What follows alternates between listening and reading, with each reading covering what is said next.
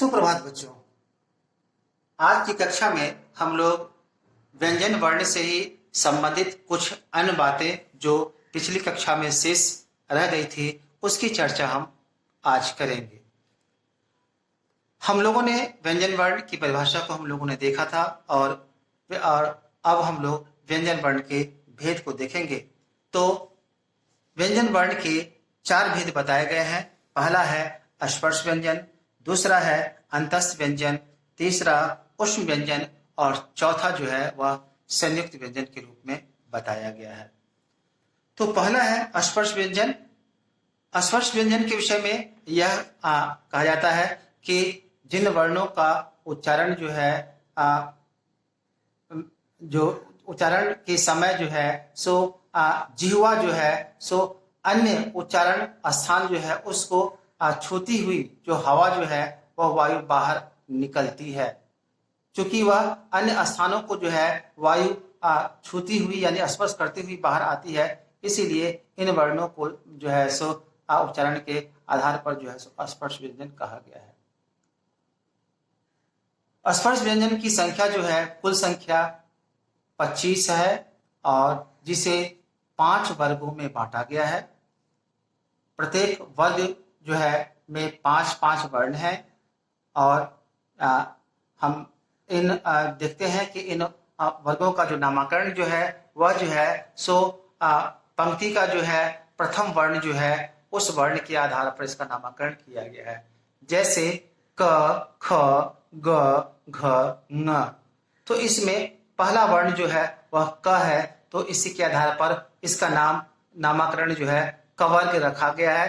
इसी प्रकार से है चवर्ग, च, छ, ज, झ, य। उस प्रकार से है टवर्ग, ट, ठ, ड, ढ, अण। और इसी प्रकार से है तवर्ग, त, थ, द, ध, न। और पांचवा जो है वह है पवर्ग यानी प, फ, ब, भ और म। तो इस प्रकार से प्रत्येक वर्ग में 5 वर्ण और जो है वह ये वर्गों की कुल संख्या 5 है। इस प्रकार से 5 × 5 बराबर 25 वर्ण यानी क से लेकर के म तक का जो वर्ण है वह जो है सो स्पर्श व्यंजन के अंतर्गत आता है और इसकी कुल संख्या 25 होती है। दूसरा है अंतस्थ व्यंजन और यह जो व्यंजन है अंतस्थ जो व्यंजन है इस व्यंजन की कुल संख्या 4 है। य, र, ल, व। और कहा जाता है कि इसके विषय में जो है इसके उच्चारण के क्रम में जो है वायु अंदर से बाहर की ओर जो है सो आती है। उसी प्रकार से उष्म व्यंजन जो है इसकी संख्या 4 है। तालव्य श, मूर्धन्य श, दंश, ह है ना।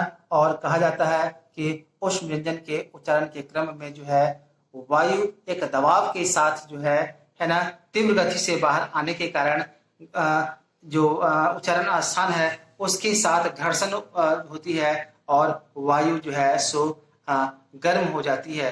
तो इसलिए उसे जो है सो उष्म व्यंजन कहा गया है, यानी कि उच्चारण के क्रम में उष्मा का जो है सो उत्सर्जन होना है ना। ये है श, श, स, ह।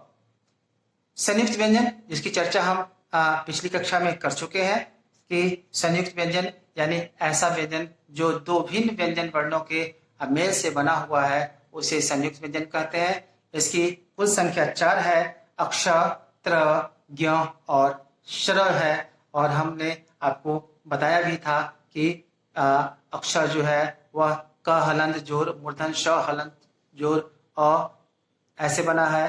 त्र जो है त हलंत जोर र हलंत जोर अ और ज्ञ जो है ज हलंत जोर य हलंत जोर अ और श्र जो है तालव्य श हलंत जोर छोटी र हलंत जोर अ इसके मेल से जो है सो बना है। अब यहाँ पर पिछले कक्षा में भी हमने कुछ तकनीकी बातें जो है सो आपको बताया था। स्पर्श व्यंजन के अंतर्गत बताया था, जिसमें हमने बताया था कि टवर्ग, तवर्ग और पवर्ग जो है ये कुछ 3 जो है सो तकनीकी जो है सो उच्चारण इसमें कुछ पहलू है। तकनीकी पहलू, और तकनीकी पहलू को जानने के लिए हमें यह भी जानना होगा कि इनके जो है उच्चारण स्थान कहाँ है। तो टवर्ग जो है ट, ठ, ड, ढ, ण, तो ये टवर्ग का जो उच्चारण स्थान है वह है तालु, है ना।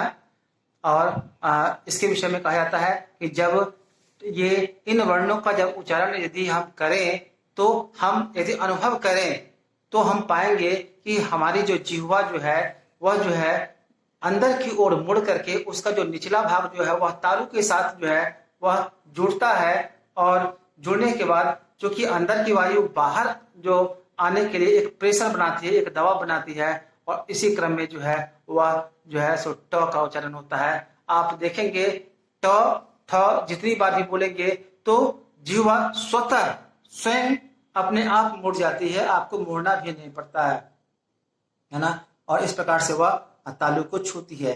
उसी प्रकार से है तवर्ग जो है इसका उच्चारण स्थान दंत है ना। इसके विषय में जो है बताया जाता है कि जब हम त थ द ध न का जब उच्चारण करते हैं तो हम पाते हैं कि त जब बोलते हैं तो हमारा जो जीभ जो है वह जो है दांत को स्पर्श जो है वह करती है, उसको धक्का देने के लिए का प्रयास करती है, बाहर धकेलने का प्रयास करती है, लेकिन चूंकि दांत अस्थायी है इसलिए वह बाहर नहीं आती है, तो जीभ को पुनः वापस जाना पड़ता है, और उसी क्रम में जो है वायु वेग से अंदर से जो है बाहर निकलती है, और त थ द ध न का उच्चारण होता है। इसी प्रकार से प फ जो है प फ ब भ और म जो है इसका जो है उच्चारण स्थान ओष्ठ है। तो इसके विषय में व्याकरण कहता है कि इन 5 वर्णों का उच्चारण जो है बिना ओष्ठ, यानी ओष्ठ यदि हमारे मुख में यदि ना हो तो हम इन 5 वर्णों का उच्चारण नहीं कर सकते हैं। हाँ, आप यदि देखें तो प बोलते हैं, फ ब भ म, तो प बोलते हैं तो दोनों ओठ जो है वह चिपक जाता है, सट जाता है, और सटने के क्रम में जो अंदर से आने वाली जो वायु है वह रुक जाती है, अवरुद्ध होती है। लेकिन चूंकि वायु को बाहर आना है इसीलिए जो है ओष्ठ को वह धक्का दे करके वायु बाहर जो है सो वायु बाहर निकलती है, और इसी क्रम में जो उच्चारण आता है वह आता है प। हम यदि इसकी सच्चाई के लिए यदि हम यह ये प्रयोग करें कि निचला ओठ जो है उसको हम नीचे दबा लें, ऊपर का ओठ जो है उसको हम ऊपर की ओर दबा करके पकड़े, और तब हम प फ ब भ का उच्चारण करने का प्रयास करें, तो आप पाएंगे कि प फ ब भ का उच्चारण निकल ही नहीं रहा है, केवल वायु जो है वह बाहर जो है निकल रही है, जिसका उच्चारण स्पष्ट बिल्कुल ही नहीं होता है। तो ये जो है सो कुछ तकनीकी बातें थी व्यंजन वर्ण के बारे में। तो इस पाठ 2 जो वर्ण विचार है इसके का जो रिवीजन जो क्लास जो है अब वो आज यही समाप्त होता है। अगली कक्षा में हम लोग जो है पाठ 3 जो है शब्द विचार, इसका रिवीजन यानी इसका दोहराव जो है जो है ये पुनरावृत्ति जो कक्षा है उसमें हम लोग करेंगे। धन्यवाद।